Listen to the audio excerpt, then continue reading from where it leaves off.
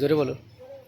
বাবা সাহেব doctor B আর আম্বেদকর আমাদের জন্য অনেক কিছু করে গিয়েছিলেন। তিনি অনেকটা দরিদ্র পরিবারে জন্মগ্রহণ করেছিলেন, যেখানে তিনি পড়াশোনা করতে পারতেন না। আগে আমাদেরকে নমশূদ্র বলে সমাজের অনেক নিচু পরিবারে দেখানো হতো। এর ফলে আমরা বিদ্যালয়ে যেতে পারতাম না, কখনো পড়াশোনা করতে পারতাম না।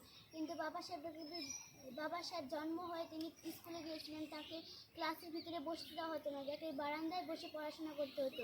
তার সহপাঠীরা তাকে বোতলে জলও খেতে দিত না, তাকে উঁচু করে জল খেতে হতো।